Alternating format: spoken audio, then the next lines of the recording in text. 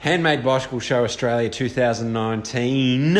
I am with James from Bastion Cycles. James, how are you? I'm good, Andy. Good afternoon. Look at this amazing bike that just so happens to be one of your staff's brand new bike. Yes. He is itching to ride it. Tell me about it. It's the Crossroad. It's the Crossroad. So our new model for this year, we did kind of debut it at Giro della Donna, somewhat under the radar last year, but now available properly, and we've got it here at the show. This is our cross or gravel platform.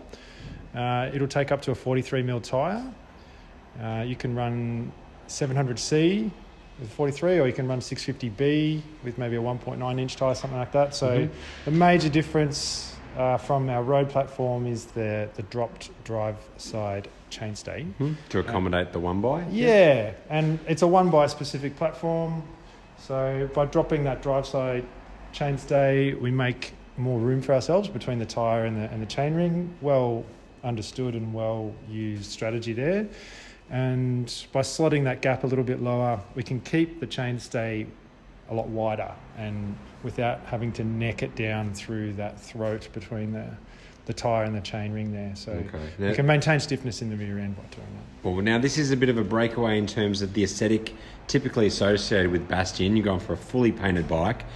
You have a very distinct appearance of your carbon tubes. They're incredibly massive with titanium 3D printed lugs. Do you want to just talk about the genesis of that? The aesthetic of the road bike and the first bikes we built were really just a result of the engineering behind them. So the titanium is the material, it's the raw material, and then the carbon fibre tubes, the weave that you see as the outer layer that's the structure, that's the design of the 45-degree fibres we wanted on the outside of the tube. It just is almost a happy accident that it happens to look particularly...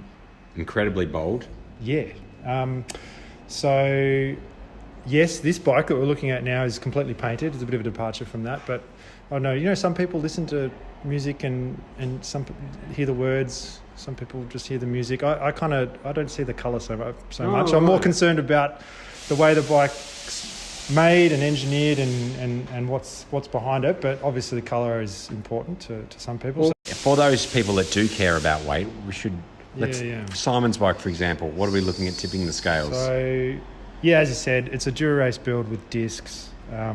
No crazy parts, nothing crazy heavy on there, and it's under the UCI limit, I believe. Even with Chris King hubs? I think it's just on 680 or 675, something like that, depending on whose scales you're using. So certainly we've had Superleggero builds down to 6.2 kilos with disc brakes. If you start to use, some pretty out there wheel sets and that kind of thing, you can. Okay.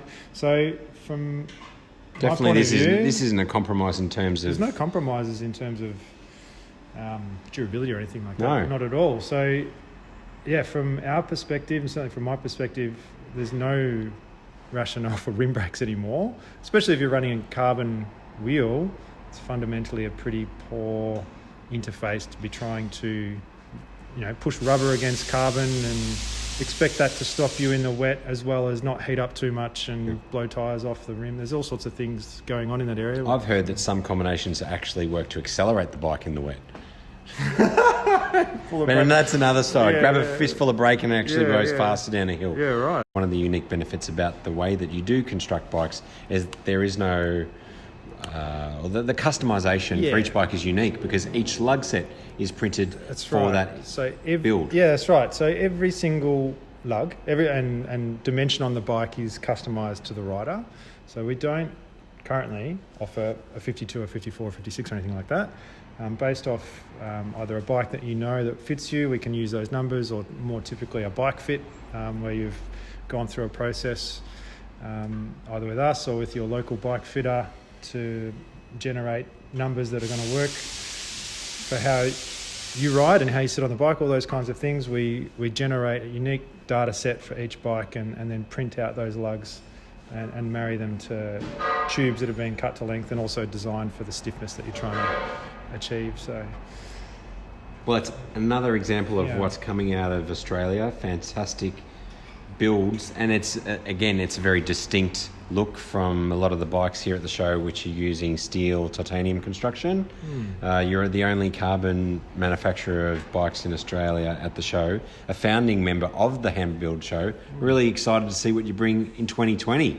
Yeah, there's some pretty big plans afoot. Dare I say, a mountain bike? Yeah, well, I'm going to just keep prodding. Yeah, I find it's pretty hard to justify working on a mountain bike when there's a list of customer bikes that need to be designed and pushed out. Isn't that called prototyping and product development? Yeah, that's true. Yeah. James, it's been a pleasure. Thanks, Andy.